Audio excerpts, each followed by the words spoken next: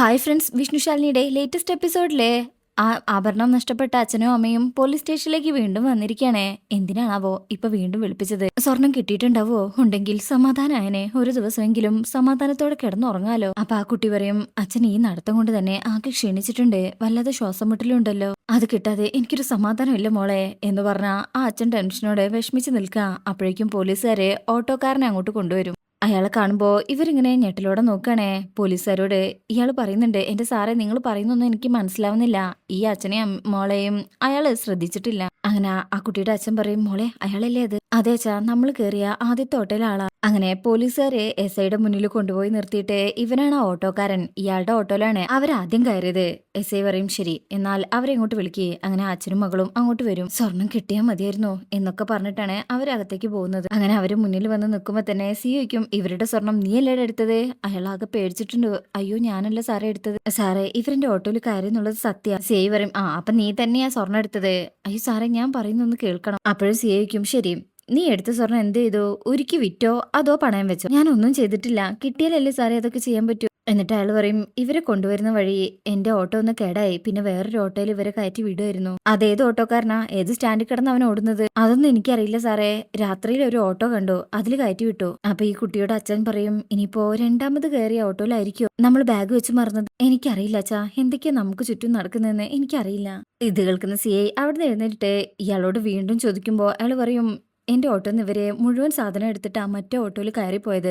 എന്റെ ഓട്ടോയില് 1 രൂപയെങ്കിലും കിടക്കുന്ന കണ്ടാലേ 10 രൂപയുടെ പെട്രോൾ അടിച്ചിട്ടാണെങ്കിലും ഞാനത് അവർക്ക് തിരികെ കൊടുത്തിരിക്കും. അങ്ങനെ ഒരു സ്വഭാവം ഞങ്ങൾ ഓട്ടോക്കാർക്കുണ്ട്. അപ്പോഴേക്കും ആ കുട്ടി പറയും, ഇനി ചിലപ്പോ മറ്റേ ഓട്ടോയിലാണ് ഞങ്ങൾ മറന്നു വെച്ചതെങ്കിലോ? സിഐക്ക് ദേഷ്യം വരും, നിങ്ങൾക്ക് തന്നെ ഉറപ്പില്ല നിങ്ങൾ ഏത് വണ്ടിയിൽ വെച്ചാ മറന്നതെന്ന്. വീണ്ടും ഇയാളോട് ചോദിക്കുമ്പോ അയാൾ കരഞ്ഞിട്ട് പറയും, ഞാൻ എടുത്തിട്ടില്ല, ഞാൻ കണ്ടിട്ട് പോലും ഇല്ല സർ, ഞാൻ പോയിക്കോട്ടെ, ഇന്നത്തെ ഓട്ടം. സിഐ പറയും, അങ്ങോട്ട് മാറി നിൽക്കണം. എടാ, നീ ഒന്നുകൂടെ ഓർത്തു നോക്ക്, അവരെ കയറ്റിവിട്ട ആ ഓട്ടോയെ കുറിച്ച് എന്തെങ്കിലും ഐഡിയ ഉണ്ടോ? ഞാൻ പറഞ്ഞല്ലോ സാർ. അപ്പൊ ആ വഴി വന്ന ഒരു ഓട്ടോയില്. സിഐ പറയും, എടോ, ഈ കുട്ടിയുടെ കല്യാണമാണ് അടുത്ത ദിവസം, ആ ആഭരണം കിട്ടിയാലേ നടക്കൂ. അത് ഞാൻ എടുത്തിട്ടില്ല സാറേ, അറിയാത്ത കാര്യം ഞാൻ എങ്ങനെ പറയാനാ? സിക്ക് ദേഷ്യം വരും, ഇവനെ പിടിച്ച് അങ്ങോട്ട് മാറ്റി നിർത്തടോ. അങ്ങനെ കോൺസ്റ്റബിൾമാര് അവരെ അങ്ങോട്ട് മാറ്റി നിർത്തും. സി പറയും, ഇനിയിപ്പോ നിങ്ങൾ ഇവിടെ നിന്നിട്ട് ഒരു കാര്യമില്ല, ആ ഓട്ടോ ഏതാന്ന് അറിയട്ടെ എന്ന് പറയുമ്പോഴും അവർക്കുള്ളിൽ ഇപ്പോഴും നല്ല ടെൻഷനാണുള്ളത്. ആ ഓട്ടോ വിഷ്ണുവിന്റെ ആണല്ലോ, അത് മറ്റേ ഓട്ടോക്കാരനും അറിയില്ല. വിഷ്ണു ആണെങ്കിൽ ആ ഓട്ടോ നോക്കാത്തത് കൊണ്ട് അതിന്റെ അകത്തുള്ള ആഭരണവും കണ്ടിട്ടില്ല. ഇപ്പൊ ടൂറിലാണ്, ആള് ഡ്രസ്സൊക്കെ ചേഞ്ച് ചെയ്തിട്ടാണ് മക്കളോടൊപ്പം കാറിൽ പോകുന്നത്. പപ്പിയും സത്യയും ബാക്കിലാട്ടോ, വിഷ്ണു ശാലിനിയ ഫ്രണ്ടില്. നല്ല രസമുണ്ടല്ലേ എന്ന് സത്യ പറയാണ് പപ്പിയോട്. പപ്പി ഇങ്ങനെ തലയാട്ടും. അല്ലച്ചാ, നമ്മൾ ആദ്യം എങ്ങോട്ടാ പോകുന്നത്? വിഷ്ണുയ്ക്കും എങ്ങോട്ടാ എന്റെ മക്കൾക്ക് പോവേണ്ടത്? Water theme park. പപ്പി പറയുമ്പോ ശാലിനി പറയും, അപ്പൊ റൈഡിൽ കയറി തകർക്കാൻ തന്നെയാ രണ്ടാൾക്കും അല്ലെ? വിഷ്ണു പറയും, അവര് തകർക്കട്ടോ, ഇന്നു മുതൽ 2 ദിവസത്തേക്ക് ഇവരോടൊപ്പം നമ്മളും തകർക്ക. എന്തേ? ഈ ഐഡിയ ശാരദാമ്മ കുട്ടികൾക്ക് വേണ്ടിയിട്ടാണെന്ന് പറഞ്ഞെങ്കിലും ഇത് നമുക്കും കൂടി വേണ്ടിയിട്ടാടോ. കല്യാണം കഴിഞ്ഞിട്ട് ഇതുപോലെ വല്ല യാത്രയും നമ്മൾ നടത്തിയിട്ടുണ്ടോ? ശാലിനി പറയും, അതിന് നമ്മുടെ ജീവിതത്തിലെ പ്രശ്നങ്ങൾ ഒഴിഞ്ഞിട്ട് സമയം ഉണ്ടായിരുന്നില്ലല്ലോ. വിഷ്ണു പറയും, എങ്കിൽ പിന്നെ നമുക്ക് നഷ്ടപ്പെട്ട ആ ഹണിമൂൺ ഉണ്ടല്ലോ, നമുക്ക് ഈ യാത്രയിൽ അങ്ങ് ഉൾപ്പെടുത്തിയാലോ? എന്ന് പറഞ്ഞു ശാലിനി നോക്കുമ്പോ വിഷ്ണു പറയും, ചുമ്മാ ഉൾപ്പെടുത്താടോ. ശാലിനി പറയും, ദേ ആരും കേൾക്കണ്ട, 2 പിള്ളേരുമായി എന്നിട്ട് ഒരു ഹണിമൂൺ ട്രിപ്പ് എന്ന് പറഞ്ഞ് വിഷ്ണുവിന്റെ ചെവിയിൽ പിടിക്കും. വിഷ്ണു പറയും, എടോ, എന്റെ മനസ്സ് നിറയെ പ്രണയമല്ലേ, അത് മുഴുവൻ തന്നു തീർക്കാൻ എന്റെ ഈ ജന്മം കൊണ്ട് കഴിയേ. ശാലിനി കുട്ടികൾ എങ്ങനെ നോക്കും. എന്നിട്ട് പറയും, എന്നാ പിന്നെ നമുക്ക് അടുത്ത ജന്മം കൂടെ കടം ചോദിച്ചാലോ ദൈവത്തോട്, എങ്കി തീരോ? വിഷ്ണു ഇങ്ങനെ ചിരിക്കും, പറ എങ്കി തീരോന്ന്. വിഷ്ണു പറയും, ഇതൊരു കടലാണേ, അന്തം കുന്തവും ഇല്ലാതെ നീണ്ടു നിവർന്നു കിടക്കുന്ന വിശാലമായൊരു പ്രണയക്കടൽ. ഇതിന്റെ തീരത്തെ തന്നെ നോക്കിതാ ഇങ്ങനെ ഇരിക്കണം. അത് കേൾക്കുമ്പോ ശാലിനി ചിരിക്കണേ. അങ്ങനെ ഇവരിങ്ങനെ സംസാരിച്ചോണ്ട് വണ്ടി ഓടിക്കുന്നത് കാണുമ്പോ സത്യ പറയും, അതെ, ഇങ്ങനെയാണെങ്കിൽ സംസാരിച്ചുകൊണ്ട് ഓടിക്കാനാണെങ്കിൽ നമുക്ക് കമലനങ്കിളിനെ കൂട്ടിയാൽ മതിയായിരുന്നു. പപ്പി എഴുന്നേറ്റ് പറയും, വിഷ്ണു അച്ഛാ, ഡ്രൈവിംഗ് ശ്രദ്ധയോടെ ചെയ്യേണ്ടതാട്ടോ. വിഷ്ണു പറയും, ഹോ, ഇവരെ ചില്ലറക്കാരികളല്ല കേട്ടോ, നമ്മള് ശരിക്കും സൂക്ഷിക്കേണ്ടിയിരിക്കുന്നു. അപ്പൊ ശാലിനി പറയും, അതെങ്ങനെയാ? ഈ അച്ഛന്റെ അല്ലേ മക്കള്, രണ്ടിനും ഈ ഗുണം കാണാതിരിക്കില്ല എന്നിങ്ങനെ പറയുന്നത് വിഷ്ണു മാത്രമായിട്ട് കേൾക്കുന്നത്. വിഷ്ണു ഇങ്ങനെ ചിരിക്കും. ആ സമയത്ത് വിഷ്ണു പറയും, മക്കളെ, ഇപ്പൊ അച്ഛന്റെ ഡ്രൈവിംഗ് കോൺസെൻട്രേഷൻ കളയാൻ ആരാ ശ്രമിച്ചത്? ശാലിനി ഇങ്ങനെ ചിരിക്കുമ്പോ സത്യം പറയും, രണ്ടും കണക്കാ, മിക്കവാറും വണ്ടി ഞങ്ങൾ ഓടിക്കേണ്ടി വരുന്നാ തോന്നുന്നത്. അപ്പൊ വിഷ്ണു പറയും, അത് ശരി, അടുത്ത കീറ് മക്കളെ, ഇതാണ് ട്രിപ്പ്, ഇങ്ങനെ വേണം ട്രിപ്പ്. അങ്ങനെ വിഷ്ണു പറയും, മക്കളെ, പാട്ട് പഠിക്കുക രണ്ടാളും കൂടെ. അപ്പൊ 1-ാം തരം PP തരം. ആ പാട്ട് കേൾക്കുമ്പോ തന്നെ വിഷ്ണു പറയും, അയ്യോ, ഈ പാട്ട് കേട്ട് മടുത്തു, വേറെ പാട്ട് പഠിക്കോ. വിഷ്ണു പറയുന്നതും കുട്ടികളുടെ പാട്ടും കൂടെ കേട്ട് ശാലിനി ചിരിക്കണേ. അങ്ങനെ കുട്ടികളെ, എന്നാ പിന്നെ മറ്റേ പാട്ട് പാടാം, മിന്നൽ വേള ആ പാട്ട് പാടാൻ തുടങ്ങുകയാണ് അവർ രണ്ടുപേരും കൂടെ. ഇവരും അത് കൂടെ പാടി ആസ്വദിക്കുകയാണ്. അങ്ങനെ അവരവിടെ നല്ല എൻജോയ് ചെയ്താണ് ഈ യാത്ര പോകുന്നത്. പിന്നീട് കാണിക്കുന്നത് സബ് രജിസ്ട്രാർ ഓഫീസിലാണ്. അവിടെയാണെങ്കിൽ അനൂപിന്റെ ഫ്രണ്ട്സ് എല്ലാം കല്യാണത്തിനായിട്ട് മാലയും ബൊക്കെയും ഒക്കെ ആയിട്ട് കുറച്ച് ആൾക്കാര് അതിന്റെ ഉള്ളില് വെയിറ്റിംഗിലാണ്. അനൂപാണെങ്കിൽ നൂറിന് കാത്തു നിൽക്കുക. അനൂപും അനൂപിന്റെ ഫ്രണ്ടും മറ്റൊരു സ്ഥലത്താണ്. ഇങ്ങനെ വെയിറ്റ് ചെയ്തിട്ട് കാര്യമില്ല, സമയം പോകുന്നു. ഫോൺ വിളിച്ചു നോക്ക്. ഫോൺ വിളിച്ചാൽ കുഴപ്പമാണ്. ആ ഒറ്റ കാരണം മതിയാവും. പിന്നെ നൂറിന് പുറത്ത് ഇറങ്ങാൻ പറ്റില്ല. നീ മെസ്സേജ് അയച്ചത് കണ്ടായിരുന്നോ? കണ്ടല്ലോ. അതാ അവളെന്നെ വിളിച്ചത്. നീ സമയത്തിന്റെ കാര്യമൊക്കെ പറഞ്ഞല്ലേ? ഞാൻ പറഞ്ഞതാടാ. പിന്നെന്താ വരാത്തത്? ഇനി ആ ഫോൺ കോൾ കഴിഞ്ഞ് റോങ് ആയിട്ട് വല്ലതും സംഭവിച്ചോ? അനു പറയും. അപ്പൊ ഇനി ആ പേ പിടിച്ചവനും അവന്റെ ബാപ്പയും അവിടെ ഇല്ലെന്നാ പറഞ്ഞത്. ഇനിയിപ്പോ വന്നോന്നറിയില്ല. അതെ, 11 മണിക്ക് മുമ്പ് രജിസ്റ്റർ ഓഫീസിലേക്ക് ചെന്നിട്ടില്ലെങ്കിലേ അയാളുടെ പാട്ടിന് പോകും. എന്തായാലും കുറച്ച് സമയം കൂടെ നമുക്ക് നോക്കാം, എന്നിട്ട് പോകാം. അപ്പോഴേക്കും അനൂപിന്റെ ഫ്രണ്ടിനെ ആ രജിസ്റ്റർ ഓഫീസിലുള്ള ഫ്രണ്ട് വിളിക്കണേ. എടാ എന്താടാ, ഇവിടുത്തെ കാറ്റ് കൊണ്ടിട്ട് അങ്ങോട്ട് തിരിച്ചു പോകേണ്ടി വരുമോ? നീ അങ്ങനെ പറയല്ലേ. ഇവിടെ ഒരുത്തൻ അത് കേട്ടാലേ കാറ്റ് പോയത് എപ്പെന്ന് ചോദിച്ചാൽ മതി. ഇനിയിപ്പോ എന്താ ചെയ്യാ?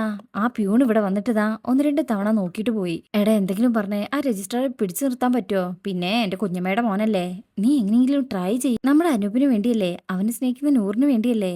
അപ്പൊ ഈ ഫോൺ വിളിക്കുന്ന ആള് പറയും നോക്കട്ടെ. അപ്പോഴേക്കും പ്യൂണ് വരും. എന്തേ ആ ചെറുക്കനും പെണ്ണും ഇടേ? അത് പിന്നെ അവനോട് ഞാൻ എല്ലാ സമയവും പറഞ്ഞതാണല്ലോ, ഒരു കാര്യം പറഞ്ഞേൽപ്പിച്ച പോലെ ചെയ്യാൻ അറിയില്ലേ. ഈ സമയം ഇതെല്ലാം അവർ ഫോണിലൂടെ കേൾക്കുന്നുണ്ട്. കട്ട് ചെയ്തിട്ടുണ്ടായിരുന്നില്ല. അവരെ കൂട്ടി വന്നോണ്ടിരിക്കുകയാണ്. വരുന്നതേ ഉള്ളോ, ഇനി എപ്പ എത്താനാ? ദാ അവര് ലൈനിലുണ്ട്, സംസാരിച്ചോളൂ എന്ന് പറഞ്ഞു കൊടുക്കണേ. അപ്പം പ്യൂണയ്ക്കും എവിടെ, ഇനി എപ്പ എത്താനാ? പറഞ്ഞ സമയത്ത് എത്തിയിട്ടില്ലെങ്കിലേ രജിസ്ട്രാർ പോകും. പിന്നെ എന്നെ പറഞ്ഞിട്ട് കാര്യമില്ല. എന്നാ ശരി എന്ന് പറഞ്ഞിട്ട് ആ കോള് കട്ട് ചെയ്ത് പ്യൂൺ അവിടുന്ന് പോകും. അപ്പോ ഇവൻ അനൂപിനോട് പറയും, ആ പ്യൂൺ ചേട്ടൻ നല്ല ദേഷ്യത്തിലാടാ, നൂറിനെ അറിയിക്കാൻ എന്തെങ്കിലും വഴിയുണ്ടോ എന്നൊക്കെ ഇങ്ങനെ അവർ ചോദിച്ചുകൊണ്ട് നിൽക്കണേ. ഇനിയിപ്പോ എന്താ ഒരു വഴി എന്നൊക്കെ ഇങ്ങനെ ആലോചിച്ച് നിൽക്കണം അവരെ. ശേഷം പിന്നീട് കാണിക്കുന്നത് കുട്ടികളും വിഷ്ണുവും ശാലിനിയും കൂടെ അടിച്ചു പൊളിച്ച് ടൂർ ഇങ്ങനെ പോയിക്കൊണ്ടിരിക്കുകയാണ്. അവരവരുടെ ഡെസ്റ്റിനേഷനിൽ എത്തിയിട്ടില്ല. അതിനുശേഷം പിന്നീട് കാണിക്കുന്നത് നൂർജഹാന്റെ അടുത്തേക്ക് സുബൈദ ഫുഡുമായിട്ട് വരും. മോളെ നൂറെ, എത്ര നേരം വെച്ചാ ഇങ്ങനെയൊന്നും കഴിക്കാതിരിക്കുന്നത്? വേണ്ട മാമി, എനിക്കൊന്നും വേണ്ട.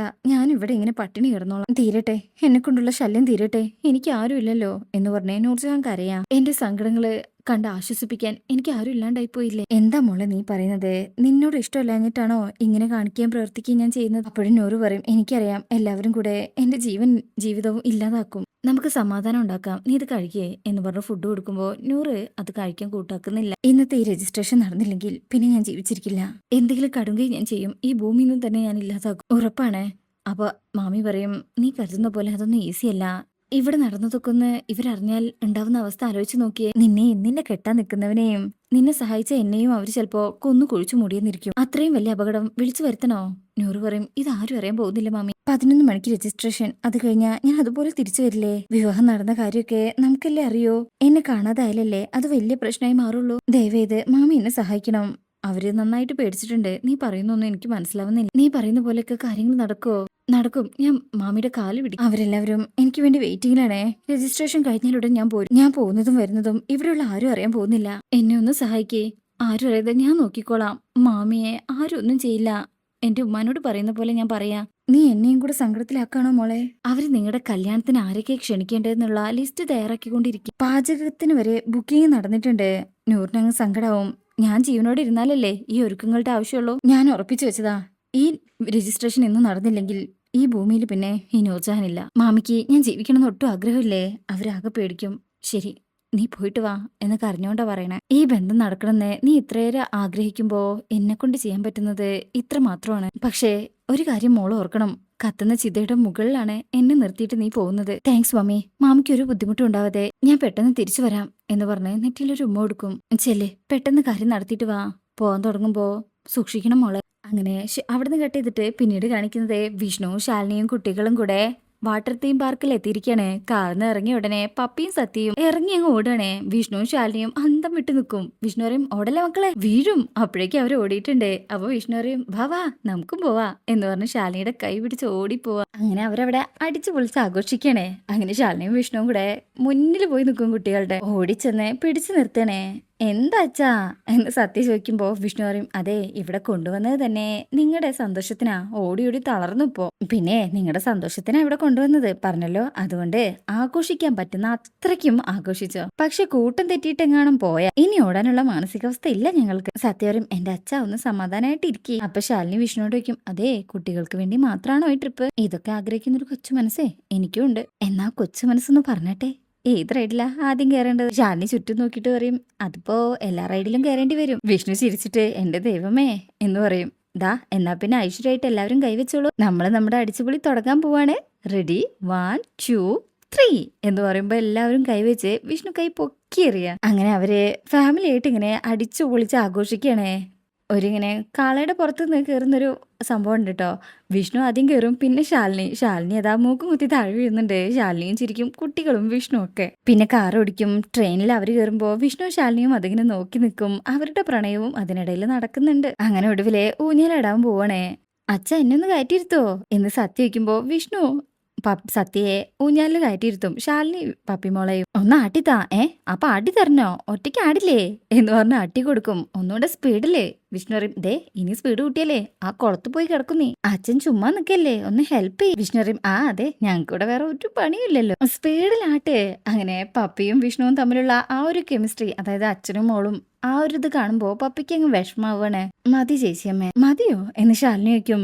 കുട്ടിയുടെ മുഖം വാടിയിട്ടുണ്ട്. ഇതേ സമയം സത്യ പറയും, സ്പീഡിലാട്ടച്ച. വിഷ്ണുക്കും ഇത് എന്ത് സാധനമാടോ? ആ അതൊക്കെ അങ്ങനെയാ, കുറച്ച് കഷ്ടപ്പാടൊക്കെ ഉണ്ട്. ഈ സമയം പപ്പി അവിടുന്ന് അങ്ങോട്ടോ നടന്നു പോവാണ്. ഇവര് ശ്രദ്ധിക്കുന്നില്ല. വിഷ്ണു പറയും, ഇതിനൊന്നും ഡീൽ ചെയ്യ്, എനിക്ക് വയ്യ, ഞാൻ കുറച്ച് സമയം റെസ്റ്റ് ചെയ്യട്ടെ, ചെല്ലേ എന്ന് പറഞ്ഞ് അങ്ങോട്ട് മാറ്റി നിർത്തും. എന്നിട്ട് പപ്പി ഇരുന്ന് ഊഞ്ഞാലേ വിഷ്ണു ഇരുന്ന് ആട്. പപ്പി ഈ സമയം അപ്പുറത്തൊരു വെള്ളച്ചാട്ടം ഉണ്ട്. വെള്ളച്ചാട്ടം കുട്ടി ഒരു ആർട്ടിഫിഷ്യൽ ആണ്. അവിടെ പോയി ഇങ്ങനെ നോക്കി നിൽക്കണേ. ഇതേ സമയം വിഷ്ണുവും ശാലിനിയും സത്യയും കൂടെ ഓരോ തമാശയോട് കൂടി കളിക്കണേ. ശാലിനി പറയും, വിഷ്ണു ഏട്ടാ അത് കുട്ടികളുടെ. അതെ ഞാനൊരു കുട്ടിയാ. ശാലിനി ഒരു നുള്ളു വെച്ചു കൊടുക്കും. കുട്ടിയാണെന്നാ എപ്പോഴും വിചാരം. സത്യയാണെങ്കിൽ അച്ഛ അമ്മ എന്നെ ആട്ട് ഇതിനെ കൊണ്ട് എന്ന് പറഞ്ഞ് വിഷ്ണു ആട്ടി കൊടുക്കണേ. നിങ്ങൾ അച്ഛനും മോളും അവിടെ ഇരുന്ന് അടിക്കോ എന്ന് പറഞ്ഞിങ്ങനെ നിൽക്കുമ്പോഴായിരിക്കും പപ്പിമോൾ അവിടെ വിഷമിച്ച് നിൽക്കുന്നത് ശാലിനിയുടെ ശ്രദ്ധയിൽ വരുന്നത്. ശാലിനി പപ്പിയുടെ അടുത്തേക്ക് ചെല്ലും. പപ്പി ഇങ്ങനെ അവിടെ നിന്നിട്ട് ആലോചിക്കുന്നത് രോഹിത്തിനെയും ശ്യാമയെയും കുറിച്ചാണ്.